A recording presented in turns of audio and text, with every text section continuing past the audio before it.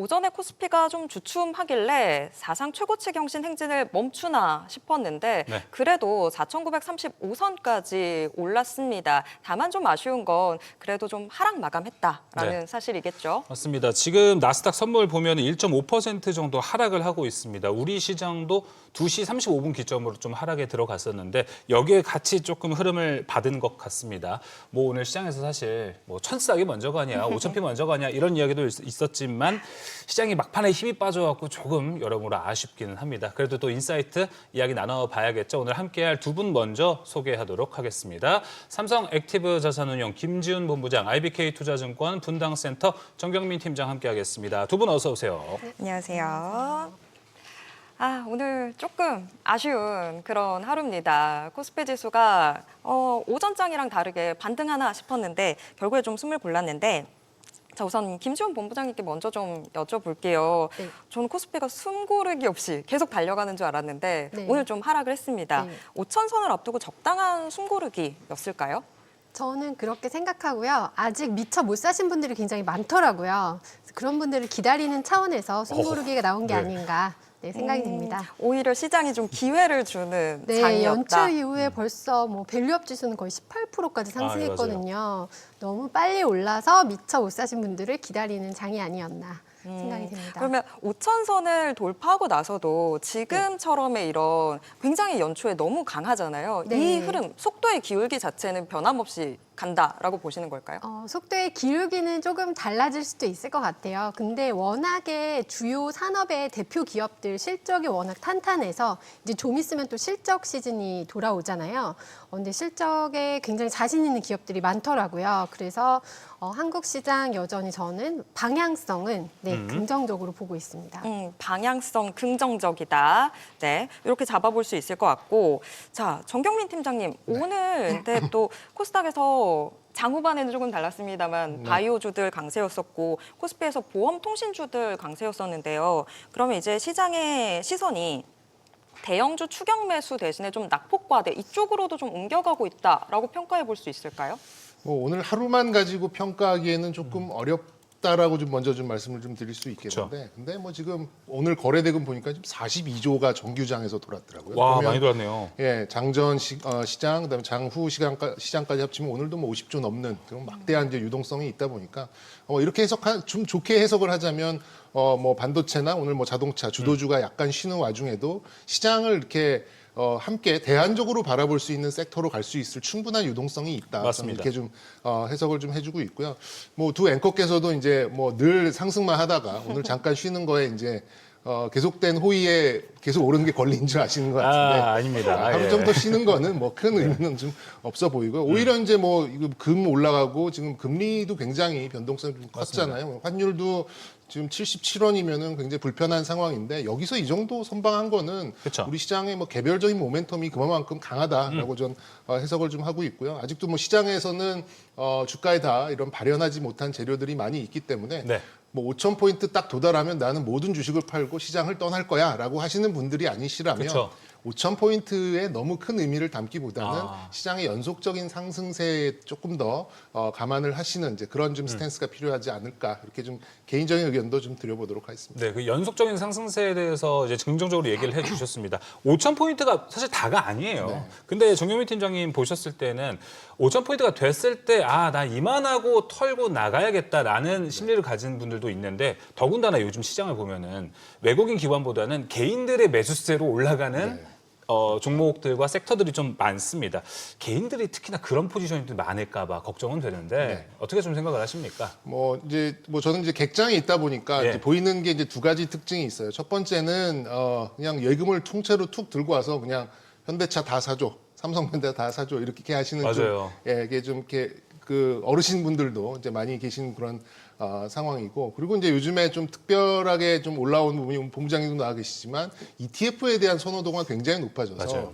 저희 같은 브로커들도 ETF 안에서 종목을 찾게 되는 이제 이런 상황도 좀 일어나는 것 같아요. 그래서 뭐 저의 이제 개인적인 생각을 하자면 5,000포인트랑 5,500포인트 또 우리가 다음 주엔 또 실적 시즌 들어가다 보니까 현실 자각 타임 이렇게 참고로 말씀드리면 현타가 한번 올 수 있을 가능성이 좀 있거든요. 예. 그렇게 본다면 코스피가 조금 슬로우해지는 속도가 좀 죽고 그리고 계속해서 좀 개인 투자자분들이 좀 낚여버렸던 코스닥이 조금 더 분발할 수 있는 어떤 약간의 모호하고 애매하지만 약간 좀 희망적인 그런 공기도 이 증권사에서는 네. 이제 좀 돌고 있다 이런 말씀도 좀 드리고 싶습니다. 알겠습니다. 큰 흐름의 우상향은 일단은 맞는 것 같습니다. 그럼 시장 이야기 여기서 마무리하고 본격적으로 섹터에 대한 이야기 나눠보도록 하겠습니다. 첫 번째 섹터부터 들어가 볼 텐데 준비한 섹터 원전입니다. 화면을 통해 먼저 만나보겠습니다. 자, 오늘 이제 글로벌 탈원전 국가들이 유턴을 했다라는 이야기들이 되게 많았습니다. 그리고 오늘 국내 원전 트리거가 국내 정부의 고집이 조금 꺾였다 이렇게 볼 수 있을 것 같습니다. 원전은 좀 짓는데 오래 걸리고 태양광이 빠르지 않냐라는 기존의 정부의 이 고집이 많이 꺾였다라고 볼 수 있는 건데 최근 정부도 이제 AI로 인한 이 전기 부족에 대한 걸 이제 문제 인식을 심각하게 하고 있는 것 같습니다. 추가 발전소 필요한 것 아니냐 이런 의견도 제시를 했다고 합니다. 자, 김지훈 본부장님. 오늘 이제 탈원전에서 전 국가들이 유턴 기조를 많이 나타내고 있습니다. 근데 이것뿐만 아니라 국내 우리나라는 사실 고유의 문제였잖아요. 이게 네. 이제 좀 문제는 해소가 됐다라고 보십니까? 네, 저희는 원전이 굉장히 한국에서는 되게 유용한 에너지원이거든요. 예. 지금 전 세계적으로 저는 올해 화두는 에너지라고 생각을 하는데 그렇죠. 이 에너지 부족 문제, 특히 발전원 문제를 해결하기 위해서는 이제 원전뿐만 아니라 여러 가지 다양한 에너지 발전원이 다 필요할 것이다. 그리고 한국은 원전에서 굉장히 앞서 있는 나라이기 때문에 네. 한국이 원전을 포기할 이유는 전혀 없다라고 생각합니다. 네. 그 본부장님 보시기에 지금 이런 탈원전 유턴 기조들 자체가 좀 펀드 운영 측면에서도 좀 반영이 되고 있는 상황인가요? 네, 아무래도 저희도 원전 관련 기업들 네, 비중이 좀 올라가고 있는 상황이고요. 이제 한전 기술 같은 경우는 특히 이제 원전 설계에 관련되어 있기 때문에 그냥 외국 가서 이렇게 조금 수주하는 정도가 아니라 아예 한국형 원자로가 다시 지어진다라는 기대감이 있으면서 이제 오르는 거거든요. 그래서 저희도 좀 비중을 높여놓은 상황입니다. 네, 알겠습니다. 자, 오늘 원전에서 상한가 간 종목이 지금 몇 개인지 모르겠습니다. 제가 지금 확인하는 것만 4개가 지금 넘어가고 있는 걸로 확인이 좀 되고 있습니다. 오늘 정말 많은 종목들이 올라갔는데 정경민 팀장님 원전 섹터 보면서 오늘 좀 어떻게 생각을 하셨습니까? 뭐 직관적으로 드는 내용은 이제 두산엘러빌리티가 왜 저렇게 가만히 있고 그렇죠. 한전과 아이들 그러면 기분 나빠하시죠. 한전 그룹주. 한전에 관련된 이제 그런 기업들이 오늘 좀 강세를 보였다라는 게 직관적인 특징이었어요. 그래서 예. 왜 두산 에너빌리티에 대해서는 이게 좀 시장 반응이 좀 밋밋하고 특히나 한국전력 같은 종목이 16% 굉장히 낯설거든요. 맞아요. 브로커의 입장에서는 이렇게 한국전력이 두 자릿수에 올라가는 이제 이런 경우를 보는 경우가 굉장히 좀 드물기 때문에 직관적으로는 기존에 있었던 어떤 시행 그리고 기존의 밸류에이션을 많이 받았었던 많이 올라왔었던 그런 종목들의 대표격인 두산 에너빌리티는 좀 이렇게 쉬어가고 한전에 관련된 종목들이 좀 강세를 보인다는 맞습니다. 입장에서는 역시 이제 정부 주도로 원전을 다시 추진하려고 하는 이제 그런 내러티브, 그러니까 그런 스토리가 먼저 이제 주가에 조금 작용이 되면서 선호도가 이제 한전기술 뭐 이런 종목들로 먼저 좀 올라오지 않았나 좀 생각을 하는데 지금 뭐 아무래도 두산 에너빌리티를 비롯한 이제 어떤 대외적인 그런 선호도에 의해서 좀 올라왔었던 종목들에 대해서는 무조건 수주가 좀 나와야 될 타이밍이 아닌가라는 점도 동시에 좀 느껴지는 그런 상황이었습니다. 맞습니다. 수주 모멘텀이 붙여줘야 이제 주가도 더 부양할 수 있고 지금 신고가 도전하고 있는데 여기 더 올라갈 수 있는 포인트거든요.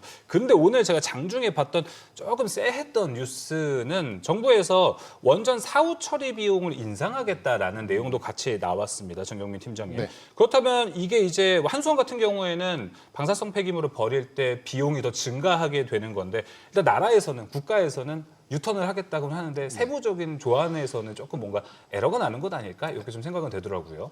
기존 방식의 밸류에이션과 약간 이제 차별을 두겠다라는 뜻으로 좀 보고 있어요. 그 전에는 이제 원전을 가지고 어떤 효용성을 가지고 있느냐, 투하되는 그런 비용 대비 어느 정도의 효용성으로 전기를 생산하느냐 이런 것만 좀 봤다라고 한다면, 네. 그게 이제 뭐 원전도 이제 그 기간이 있잖아요. 사용 연수가 지나고 나서 그 부분을 감가상각으로 해가지고 비용에 포함을 시켜서 과연 원전으로 가는 그 어느 정도의 비중으로 방향으로 가는 게 가장 이제 에너지 생산에 있어서 이제 적절한 비율인가에 대해서 조금 더 면밀하게 바라본다는 측면으로 가는 거기 때문에 이것 자체가 이제 원전의 발목을 잡는다기보다는 에너지 믹스를 가져가기 위한 정부의 어떤 좀 방안 중에 하나는 어떻게 보면은 약간 이제 구멍을 열어놓는다라고 할까요? 이렇게 좀 생각을 할 수 있기 때문에 지금은 뭐 저번 출연에도 많이 말씀을 드렸습니다만 이제는 뭐 이제 에너지를 생산할 수 있는 전력 자체가 어떤 국가의 어떤 이제 전략 자산이 되는 이제 그런 시점이기 때문에 원전도 태양광도 저기 조금 더 본다면 수소까지도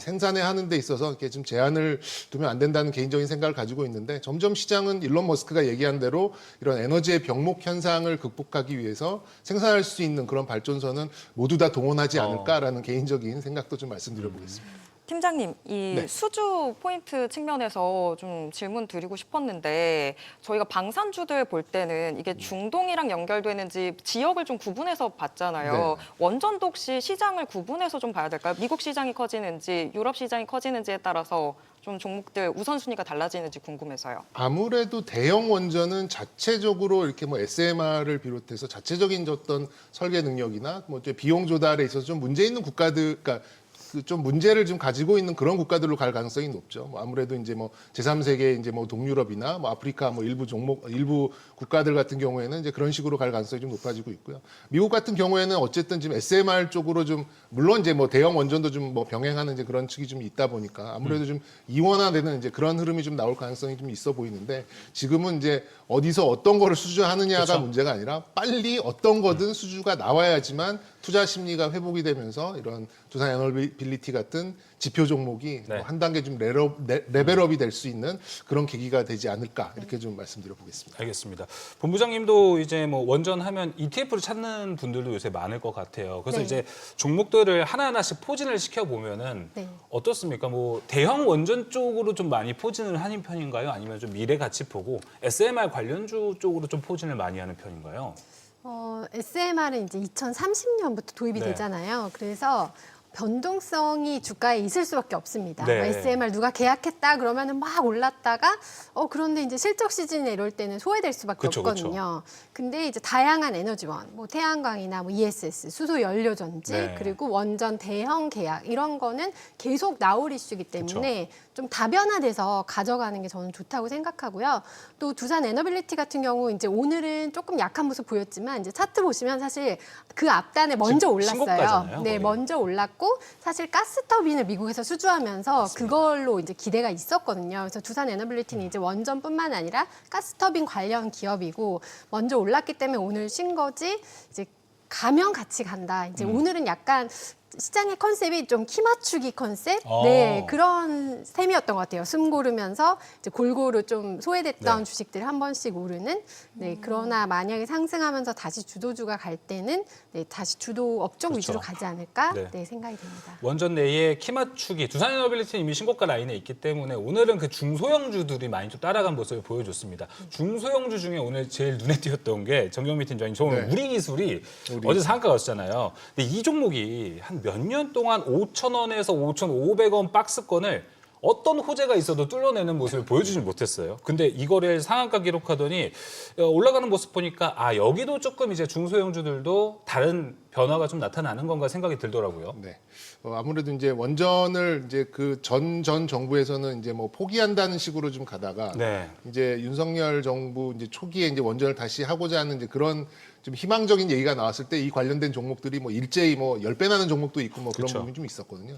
뭐 이거를 뭐 제가 뭐 무지성의 매수다 이렇게 좀 폄훼하고 싶지는 않습니다만 워낙 어떤 뭐 재료나 그리고 이거를 자극할 만한 이제 그런 좀 선호도를 올릴 만한 그런 뉴스가 없는 상황에서 이제 이런 뉴스가 좀 우리나라 이제 정부 주도로 다시 한번 좀 갈 가능성이 좀 높아지는 이제 그런 상황이기 때문에 뭐 지금은 뭐 공매도가 일부 뭐 청산되는 그런 부분도 좀 있겠고요. 그리고 이제 워낙 또 많이 올라갔던 원전 종목들 대비하여 이렇게 좀 가볍게 움직일 수 있는 중소형 종목들도 네. 어느 정도 좀 힘을 낼 수 있는 이제 그런 것들을 좀 보여주는 상황이기 때문에 그리고 개인 투자자분들이 좋아하는 바이오가 또 쉬는 바람에 뭐 이게 좀 단기적인 수급으로 단기적인 수급 선호가 있는 쪽으로 좀 옮겨가는 것으로 좀 보시면 될 될 것 같기 때문에 네. 뭐 저는 뭐 요 흐름은 조금 더 이어지지 않을까? 적어도 예, 실적 시즌이 나오기 전까지는 개인들이 선호하는 어떤 약간의 또 중소형 이런 틈새 종목군으로 좀 순환매가 이제 한번 쭉 일어나지 않을까 이렇게 좀 예상해 보도록 하겠습니다.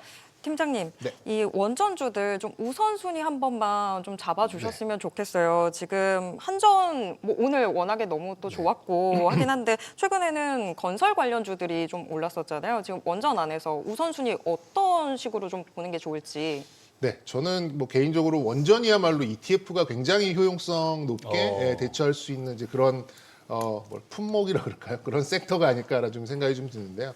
이제 원전을 뭐 어디까지를 원전으로 봐야 되느냐 이렇게 놓고 이렇게 하기도 굉장히 좀 쉽지 않아요. 이제 조금만 틀면은 이게 뭐 조선으로 갈 수도 있고 뭐 조금만 틀으면 전력기기로도 갈 수 있고 뭐 그런 부분이 좀 있기 때문에 개인 부분이 이거를 일일이 다 이렇게 좀 컨트롤하기에는 쉽지 않아 보이는 그런 측면이다. 그런 면에 있을 때 원전 관련된 이제 그런 ETF를 하나 정도로 원전을 이렇게 대응시키는 그런 좀 측면으로 좀 가시는 게 좀 맞지 않나 이렇게 생각이 드는데 그래도 나는 ETF보다는 뭐 종목을 하나 찍겠다라고 한다면 저는 뭐 시장이 모두 가리키고 있는 종목이 좀 맞다라고 좀 생각이 들어서 뭐 두산 에너빌리티를 지표 종목으로 놓고 그냥 다 모든 걸 좀 담아가기에는 쉽지 않은 상황이기 때문에 이건 저는 ETF로 좀 대응하시는 게 굉장히 좀 효용성이 높은 예, 그런 대응책이 아닐까 이렇게 좀 말씀드려 보겠습니다. 알겠습니다. 또 삼성에서 운용하고 있는 코덱스 신재생, 코덱스 수소전력 ESS도 좋은 모습 보여주고 있다는 것 말씀드리면서 네. 마무리해 보도록 하겠습니다. 자, 그럼 이어 두 번째 섹터로 한번 가보도록 하겠습니다. 오늘도 로봇 한번 준비해봤습니다. 화면 통해 만나보시죠. 오늘 쉬어가는 줄 알았거든요. 야, 근데 쉬어도 뭐라 할 사람이 없었을 거예요. 근데 여지없이 올라갔습니다. 쉴 생각이 없는 것 같아요. 맞습니다. 확실히 로봇주는 지금 현대차가 이끌어간다라고도 볼 수 있을 것 같아요. 오늘 현대차가 장중에 초반에 4%대까지 빠지기도 했었거든요. 근데 이거 양전하면서 로봇주들도 줄줄이 같이 올라가는 모습을 보여줬습니다. 정경민 팀장이 같았으면 오늘 오전에 로봇주는 기회였을 거다라고 이제 와보니 좀 생각이 드시나요? 좀 쉬는 김에 좀 더 좀 화끈하게 후루로 쉬었으면 쳐도 좋았을 텐데. 좋았을 것 같은데 예. 이게 이제 좀 윗꼬리를 달고 오르락 내리락 하는 이제 그런 상황에서 굉장히 좀 판단하기는 쉽지 않아 보이는 이제 그런 상황입니다만 오늘 지표 종목으로 볼 수 있는 현대차의 움직임을 봤을 때는 로봇의 어떤 힘은 아직 끝나지 않았다라는 거 좀 다시 한번 좀 느끼게 됐고요. 이제 이런 상황이 오면은 이제 이게 로봇이야? 거의 로봇의 사돈의 8천 비슷한 종목들까지 이제 한번 도는 그런 상황이 그러니까요. 오면은 그러면 저희 같은 브로커들은 이거 약간 끝물의 냄새가 살짝 나는 이제 그런 이제 좀 직관을 좀 가져가고는 있는데 그래서 이제 말씀드린 게 원래는 이제 그렇게 좀 생각을 하는데 현대차가 양전환을 하고 오늘 지금 뭐 마이너스 1,000원이면 거의 보합권이잖아요. 이렇게 네. 본다면 저는 이제 아까도 잠시 언급을 드렸습니다만 이런 관련된 종목들 실적 시즌이 와서 아니 매출이 뭐 100억도 안 나오고 뭐 영업 손실이 나고 이런 좀 현실 자각 타임을 확인하기 전까지는 이런 수급상에 의한 어떤 로봇의 선호도의 어떤 유지는 당분간 조금 더 지속되지 않을까 이렇게 좀 예상하고 있고요. 역시 이제 지표 종목이 죽지 않으면 관련된 종목들도 지속성을 갖는다는 어떤 시장 매매의 어떤 좀 이런 흐름도 같이 좀 인지를 하셨으면 좋겠다는 말씀 근데 드리겠습니다. 팀장님, 현대차는 여전히 자동차 실적으로 봐야 되나요? 네. 지금의 주가 상승세는 사실 자동차라는 본업보다는 로봇이 시총 3위까지 밀어 올린 상황이잖아요. 그럼에도 불구하고 자동차 판매 실적 이 부분을 챙겨봐야 되는 건가요? 일단은 저는 이 현대차에 대해서 저번 주에도 말씀을 좀 드렸던 내용이 있는데 현대차가 지금 이제 소위 말하는 뭐 제가 말씀드렸던 것보다 현대차가 훨씬 빨리 올라왔기 때문에 제가 좀 말씀을 좀 더듬거리게 되는데 예. 현대차는 지금 뭐 그때도 말씀드렸습니다만 이제 자기 PBR 자기가 가지고 있는 자기 자본의 규모도 안 되는 어떤 디스카운트 요인에 있었어요. 그러니까 125조 정도 되는 자기 자본도 안 되는 보통 한 70조 이 정도에서 거래가 많이 좀 됐었는데 이제 뭐 100조 왔다 갔다 하는 상황이거든요. 그래서 로봇이라는 내러티브가 붙으면서 적어도 자기의 몸집만한 자기의 몸집을 나타낼 수 있는 자기 자본 정도의 시가총액을 맞춰놓고 그다음에 어떤 프리미엄 구간으로 넘어가는 게 이제 로봇이 갖다 붙는 이제 그런 쪽으로 좀 생각을 좀 하고 있기 때문에 아직까지는 뭐 물론 매출이나 어떤 펀더멘탈적인 것은 자동차에서 나오고 있는 부분이긴 합니다만 그게 디스카운트 요인을 어느 정도 해소를 해주는 상황이 온다라고 하면 그때부터는 좀 본격적인 로봇의 실적을 갖다 붙이면서 더 성장하는 그런 모습이 나오지 않을까 좀 생각이 드는데 일단은 자동차 쪽에서 나오는 이제 그런 실적으로 그쵸. 자기 자본 정도에 맞추는 그런 움직임을 좀 지속적으로 좀 보여주지 않을까 이렇게 좀 예상해 보도록 하겠습니다. 알겠습니다. 본부장님은 ETF 측면에서 사실 코덱스 로보덱티브도 엄청나게 올라가고 있잖아요. 네. 여기 포함 종목만 봐도 요새 핫한 종목 다 있습니다. 뉴로메카, 레인보우 로보틱스, 현대오토 이렇게 포함이 되어 있는데 이 대표 종목들이 많이 올라가 있는데 ETF 측면에서도 봤을 때는 네. 추가 상승에 대한 건 어떻게 생각을 좀 하세요? 추가 상승이요. 예. 이 흐름이 뭐 아까 팀장님 말씀하신 것처럼 이제 1월 29일에 하이닉스 실적 발표 전에는 이런 테마주 위주의 흐름이 좀 예. 더 이어질 수 있을 것 같아요. 근데 저는 사실 현대차 그룹이 단순한 로봇이라기보다는 이제 피지컬 AI를 제대로 올라탔다. 이제 그 깐부 회동부터 이게 이어진 건데 사실 그 소프트웨어 협력을 엔비디아랑 하기로 했잖아요. 그렇죠. 자율주행에서. 근데 그 부분이 어떻게 보면 현대차 미래에 대한 굉장한 큰 고민을 해결한 거거든요. 이거는 저는 뭐라고 비유하냐면 갤럭시가 이제 그 옴니아 운영 체제를 쓰다가 안드로이드 운영 체제랑 손을 잡으면서 네. 갤럭시 3 때부터 이제 거의 글로벌리 크게 성공을 했습니다. 이제 현대차도 어떻게 보면은 이제 엔비디아랑 손잡은 부분이 저는 이제 미래의 자율주행 차에 대한 그 의구심까지 해결을 했다고 봐서 이제 기업의 영속성이 좀 해결된 거라고 보고 있습니다. 그래서 저는 자동차 ETF도 어떻게 보면은 오히려 로봇 되고 되겠네요. 네, 왜냐하면은 또 현대차 밸류체인에 있던 그쵸. 부품 회사들이 맞아요. 로봇 부품에도 들어가거든요. 근데 그 기업들은 실적도 나오는데 아직 밸류에이션도 쌉니다. 그래서 자동차 ETF도 저는 좋은 대안이 될 것 그러네요. 같습니다. 자동차 ETF가 진짜 영화 트랜스포머처럼 그러니까요. 로봇 네. ETF로 변신을 하는 움직이는 거예요. 로봇. 네. 네, 그렇게 볼 수 있을 것 같습니다. 그래서 이제 결국에 로봇을 이끌어가는 게 현대차 그룹주가 최근 좀 이끌어가는 것 같은데 두 분께 같은 공동 질문을 좀 해보고 싶은 건 전 이런 건 있어요. 현대차 밸류를 로봇으로 얼마를 줘야 될까에 대한 고민은 한번 해보고 싶다는 어제부터 좀 들더라고요. 이게 PER로 봤을 때 당연히 뭐 테슬라랑 비교해봐야겠죠. 피어 그룹이니까. 테슬라가 제가 알기로 PER이 한 270배가 넘는 걸로 알고 있습니다. 근데 현대차는 지금 10배 좀 넘는 상태이잖아요.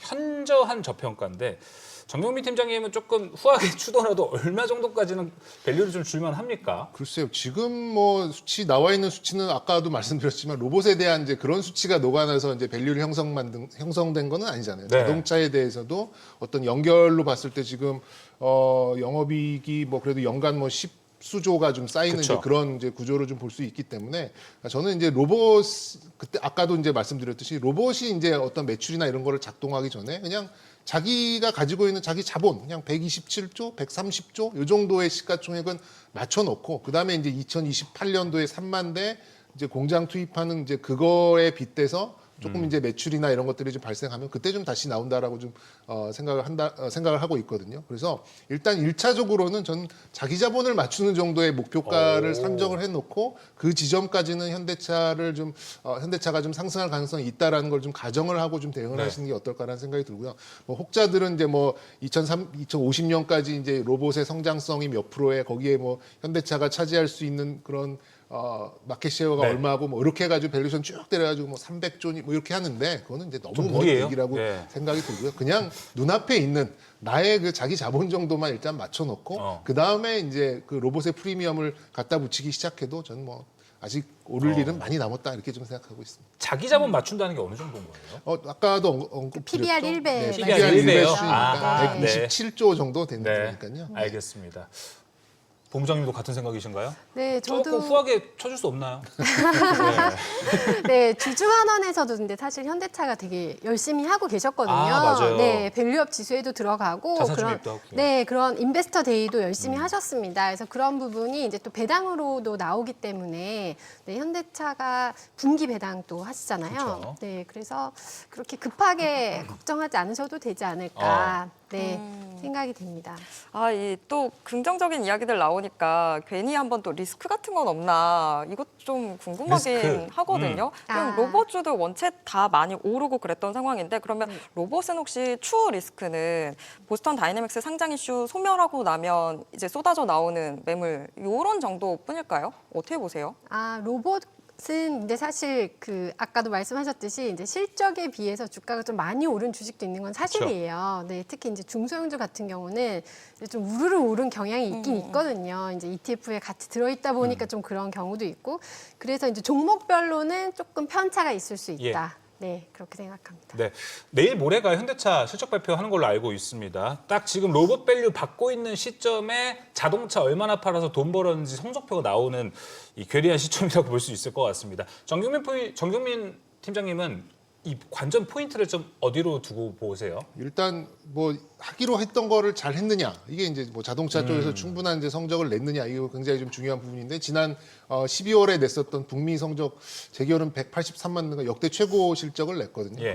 그리고 거기에 이제 하이브리드 차량이 뭐 30몇만 대, 뭐 정확하게 지금 기억이 안 나는데, 네네네. 30몇, 그럼 굉장히 그 EV 쪽도 높은 비중을 차지하는 이제 그런 상황이라면, 자동차 쪽도 어느 정도 우리의 눈높이를 맞춰주는 그런 상태라고 생각을 하는데, 이제 그런 하기로 했던 거를 얼만큼 미스 없이 잘 맞춰내느냐, 이게 이제 첫 번째 포인트고요. 첫 번째. 그리고 이제 가이던스를 어떻게 내주느냐가 좀 중요한데. 요걸 로봇하고 자율주행 이야기를 좀 섞어주지 않을까. 그럴 것 같아요. 그러니까 예. 자율주행도 이번에 로봇은 어쨌든 화제성을 CES에서 보여줬기 때문에, 그렇죠. 이제 좀 근시일 내에 뭐 이렇게 현시감을 줄 수 있을 자율주행에 대한 이제 그런 내용이 좀 나오지 않을까, 네. 개인적으로 이렇게 좀 생각을 하고 있어요. 그런 면에서 봤을 때는 역시 자율주행 쪽이 로봇이 조금 이제, 근데 또 자율주행과 로봇이 이제 거의 점 하나 바꾸면 이렇게 맞아요. 되는 이제 그런 부분이라서, 그런 면에서 있을 때 제가 현대차가 PBR 1배 수준까지는 큰 뭐 이렇게 거침없이 갈 가능성이 있다라고 하는 게, 이런 재료들이 계속해서 나오고 거기에 좀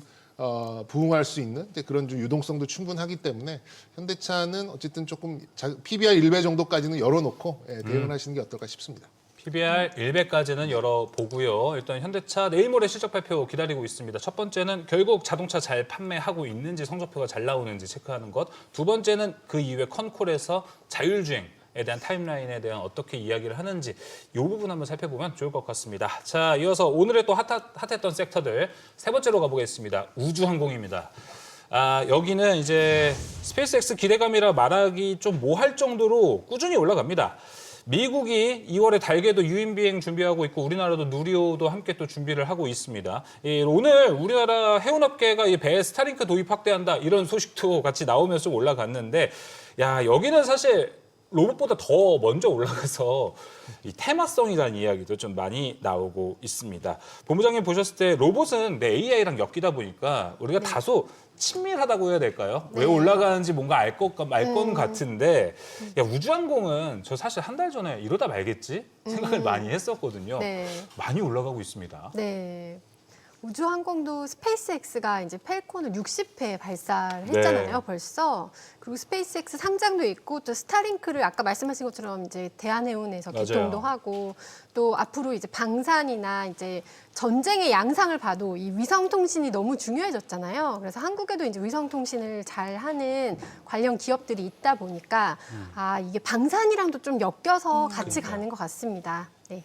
확실히. 그린랜드까지 이렇게 트럼프가 건드리면서 꺾이지 않네요. 맞아요. 로봇하고는 다르게 뭔가 조금 더 패권, 야욕 이런 것들이 묻어서 우주방산이 더 힘을 내고 있다. 이렇게 네. 좀 정리를 해볼 수 있는 상황이 된 것 같아요. 네, 맞습니다. 또 방산하면은 사실 저희가 어떻게 매주 할 때마다 정경민 팀장이 나올 때마다 방산 이야기를 일부러 막 준비하는 건 아닌데, 왜 화요일마다 방산이 이렇게 올라가는 건지 모르겠습니다. 화요일에 평소보다는, 모멘텀이 된 것 같아요. 네, 화요일은 사실 이제 오늘 좀 그렇게 방산이 평소보다는 덜 올라갔다라고 볼 수는 있을 것 같은데, 평소에도 잘 얘기를 해 주셨습니다. 뭐 코스피 5천 가는 것도 근시일 내에 갈 것 같다, 예전부터 얘기해 주셨고, 방산 내에 우주항공 묻어 있는 게 더 매력적이다라고 정경민 팀장님이 저희 시간에서 항상 이야기를 좀 해 주셨는데, 우주항공으로 봤을 때는 방산 묶여 있는 쪽을 좀 대장주로 보십니까? 그거 외에는 뭐 현실성이 있는 종목들이 많지는 않아요. 거의 다 그러니까요. 이제 위성의 부품, 그리고 이제 소형 위성 정도, 뭐 35, 50억 정도 하는 소형 위성체, 뭐 이 정도에 이제 그치고 있는 거기 때문에, 근본적으로 이제 우리나라가 이제 우주항공 사업을 할 수 있는데 맞아요. 가능한 이제 그런 기술이나, 그리고 어떤 이제 정부의 어떤 이 정부 주도의 사업을 이제 가져가는 이제 그런 사업체들도 다 이제 이런 대형사들 위주로 좀 가고 있기 때문에, 뭐 저는 우주항공과 방산 이렇게 얘도 이제 점 하나 찍으면 이제 여기 갔다 여기 갔다 그러니까요. 할 수 있는 거죠. 그래서 그냥 하나로 묶어서 그냥 이것도 그냥 ETF로 대응하시는 게 굉장히 좀 좋은 전략이라고 생각이 좀 들어요. 근데 대부분의 어떤 우주항공의 ETF나 방산의 ETF 보면은 뭐 한화 에어로스페이스 들어있고요, 한국항공우주 무조건 들어있고요, LIG 넥선 들어있고요, 거의 한화 시스템 들어있고 그렇기 때문에 크게 이 비중의 차이는 조금 있을 뿐이지 거의 이제 같이 가는 분위기이기 때문에 맞아요. 뭐 저는 이것도 원전과 함께 ETF를 대응하는 게 굉장히 좀 효용성 높은 그런 대응 방안 중에 하나다라 좀 생각이 들고 오늘 강세가 나왔던 거는 작은 종목들이 좀 많이 컨텍 뭐 이런 쪽에서. 움직였다는 점이에요. 그 종목들을 제가 뭐라 그러는 건 절대 아닙니다만 이제 우리나라의 좀 이 우주 상업 실장, 미국의 우주 상업 실장과의 어떤 좀 미팅 소식이 들리면서 맞아요. 우리나라도 이제 상업적인 위성 이것도 약간 원전의 이제 소형 기자재들이 같이 움직이는 거와 좀 비슷한 궤적이 아닌가 개인적으로 이렇게 생각을 해요. 그래서 근본 이렇게 큰 사업이고 또 진입 장벽이 높은 산업일수록 저는 뭐 근본으로 가야 된다라는 생각은 변치 맞아요. 않기 때문에 아까 원전하고 비슷한 이제 의견으로 이 종목들이야말로 좀 근본 있고 큰 대형주 그렇게 해서 어떤 종목으로 담을지 모르신다면 저는 뭐 ETF가 굉장히 또 좋은 대답이 될 것이다라는 결론을 다시 말씀드리도록 맞습니다. 하겠습니다. 근본이 있는 그러니까 처음에 코어로 시작을 했던 게 이제 뭐 방산 빅4로도 우리가 좀 볼 수 있기 때문에 여기서 항공우주가 묶이는 그 알짜인 종목들 위주로 먼저 보는 게 좋은 전략이 될 것 같습니다. 야 근데 본부장님 보셨을 때 잘 올라가잖아요. 이쪽 섹터가. 네. 진짜 스페이스 X 상장할 때까지 이 테마 가려나? 이렇게 고민하시는 분도 많거든요. 네. 와, 이 상승 포인트와 얼마나 더 해석 올라갈까에 대해서는 좀 어떻게 생각을 하세요? 저도 근데 조금 제 입장에서는 예. 그렇게 자신 있는 섹터는 아니에요. 예. 왜냐하면은 이제 실적이 그렇게 확실하게 바로바로 나오진 그러니까요. 않거든요. 예. 그리고 근데 올해 또 유인 탐사선이 있잖아요. 아르테미스 프로젝트. 그래서 이슈는 많기 때문에 이제 1월은 특히 그런 주식들이 좀 더 센 달이거든요. 로봇이라든지 네. 우주항공 뭔가 미래 산업에 대한 기대가 가득한 작년 1월 기억해 보시면 양자가 또 주도했습니다. 맞아요. 네. 그래서 이제 당분간은 갈 텐데 이제 지금 이제 실적 시즌이 시작되면은 저는 실적 주도주가 네. 다시 좀 주인 자리를 차지하지 않을까. 그래서 아까 1월 29일 맞아요. 하이닉스부터 시작해서 삼성전자 또 전력기기들 실적이 나오는 1월 말 2월에는 그쪽에 또 관심이 가지 않을까. 그래서 전체적으로 저는 이제 주도 업종이 가다가 잠깐 쉴 때 이렇게 테마 업종들이 키 맞추기 하고 그러면서 증시 전반에 네. 좀 상승세가 유지되는 모습이 나오지 않을까? 알겠습니다. 실체는 아직 뭔가 확실하지는 않지만 흐름은 계속해서 가고 있습니다. 근데 이 시장에서 워낙 이렇게 올라갔던 섹터들이 많잖아요. 너무 많았죠. 근데 고점 신호가 하나씩은 나와요.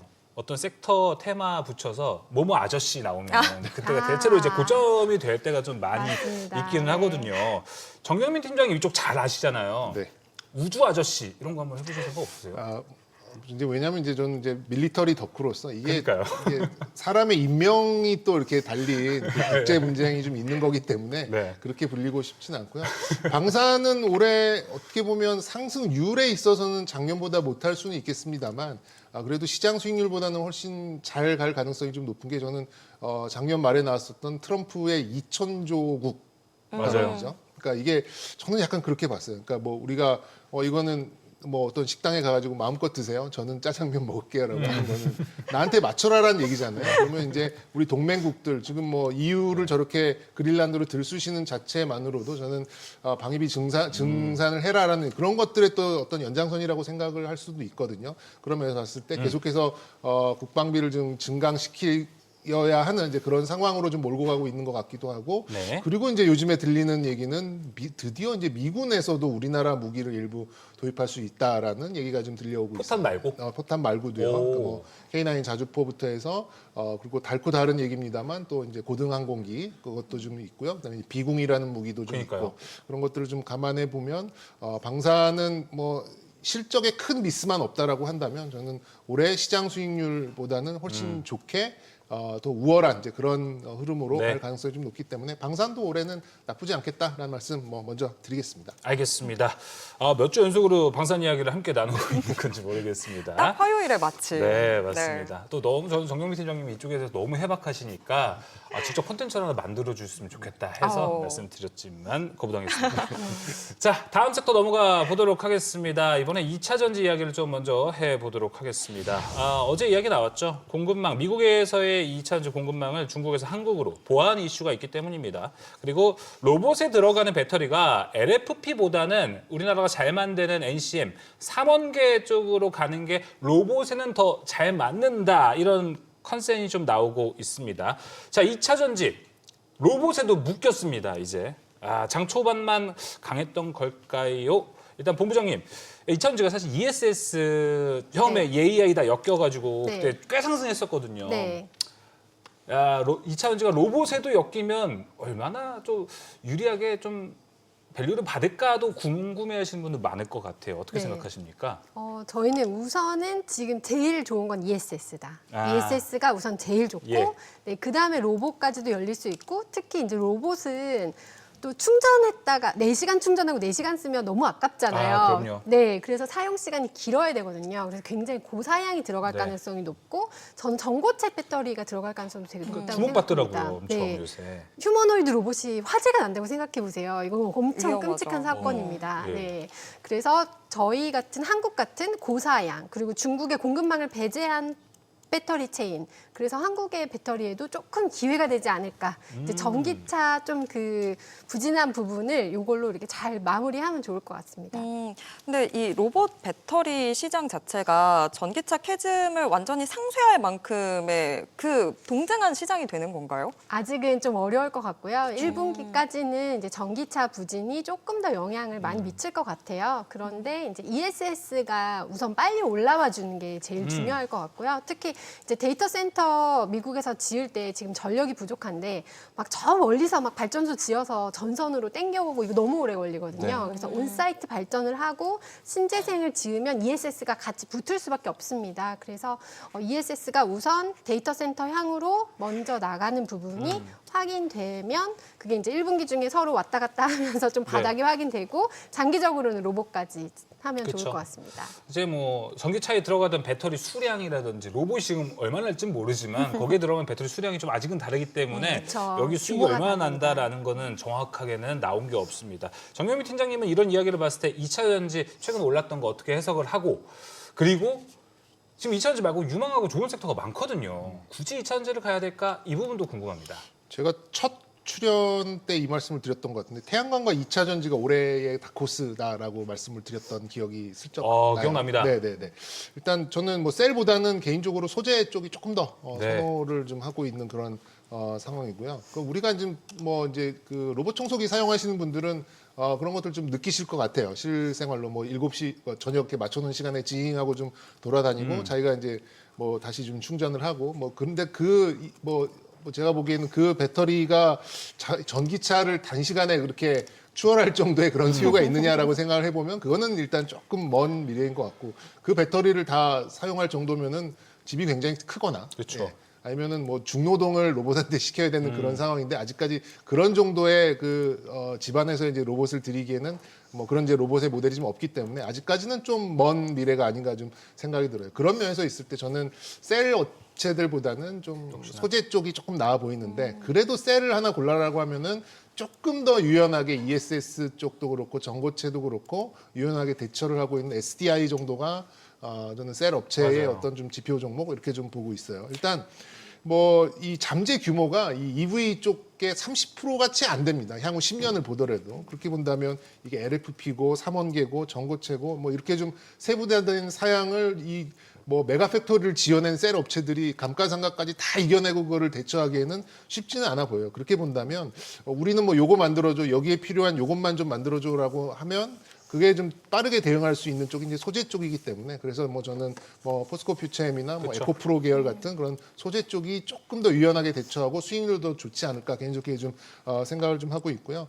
이제 또 중국 업체들의 제안도 좀 얘기가 좀 나오고 있죠. 맞아요. 어제 좀 미국에 저도 기사를 뭐 머리 기사만 좀 본 것 같은데 이제 그게 좀 현실화되고 가속화된다라고 하면 국내 기업들 물론 이제 저도 이제 지금 2차 전지 기업들 보면은 뭐 가슴이 뛰어요. 이게 좋아서 뛰는 게 아니라 이게 너무 말이 안 되는 시가총액을 가지고 있어가지고 좀 불편한 기색이 너무 좀 저평가다. 아니 불편하죠. 지금 벌고 있는 돈에 비해서 많이 번다. 시가총액이 너무 너무 높다. 커 있는 상황이니까 조정 받을 때 조금 더 조정이 좀 길어졌어야 되는 거 아닌가? 너무 설레발로 우리가 이걸 너무 일찍 당겨온 게 아닌가라는 생각이 들 정도로 와, 진짜요? 좀 불편한 게 있긴 있습니다만 그래도 뭐 주식 시장은 이제 뭐 2, 3년 후의 일을 미리 당겨와서 이제 밸류에이션을 하는 거니까 그런 면에서 봤을 때 올해 ESS 이런 좀 모빌리티 기기들로의 유연성 이런 것들을 보면 2차 전지 쪽이 조금 다크호스로 올해는 좀 작용할 가능성도 있지 않나라는 말씀 드리겠습니다. 2차 전지 좀 다크호스로 봐도 된다. 근데 저 사실 조금 궁금했던 게 삼성 SDI가 오늘 좀 괜찮았잖아요. 삼성 SDI가 원통형 배터리의 강점이 있는데 혹시 로봇에서 원통형 배터리가 더 유용하게 쓰인다 이런 분위기가 반영된 걸까요? 그럴 가능성이 없진 않습니다만 로봇은 아무래도 이제 뭐 휴머노이드 아까 뭐 저 아틀라스 3만 대 뭐 이런 얘기가 나오는데 지금 전 세계 휴머노이드 굉장히 많거든요. 그리고 이제 우리가 뭐 이렇게 뭐 애니메이션을 보듯이 이렇게 배터리를 이렇게 뭐 아크 원자로 이렇게 하나 놔두고 이렇게 좀 메고 있고 그런 게 아니라 각 관절마다 다 이렇게 따로따로 들어가야 되는 부분이 있기 때문에 그거를 적용하려면 이게 일괄 생산을 해가지고 대량 생산하는 것보다는 이제 그 회사에 맞는 이제 그런 주문형 생산식으로 갈 가능성이 좀 높다라고 좀 많이 보고 있어요. 그리고 이제 뭐 집안에 화재 나면 안 되고 공장에 화재 나면 안 되기 때문에 삼원계 혹은 전고체로 갈 가능성이 좀 높은데 우리나라 셀 업체 중에서 그나마 전고체 물론 이것도 프로토타입 좀 넘어가는 단계이긴 합니다만 뭐 한 30만 톤 정도 이 정도 좀 생산할 수 있는 삼성 SDI가 조금 더 유연하다라는 측면에서 조금 지표 종목이 아닐까. 다른 감가상각을 많이 털어내면서 가야 되는 종목들에 비해서는 조금 유리한 위치에 있지 않나라고 생각이 들어서 이제 SDI를 네. 말씀을 드렸습니다. 알겠습니다. 로봇 산업에 들어가는 배터리 여기 좀 디테일한 설명은 사실 처음 들어봤는데 오늘 아주 인사이트 많이 얻은 것 같습니다. 자, 오늘 증시 인사이트는 여기서 마무리하도록 하겠습니다. 두 분 오늘 말씀 고맙습니다. 네, 감사합니다.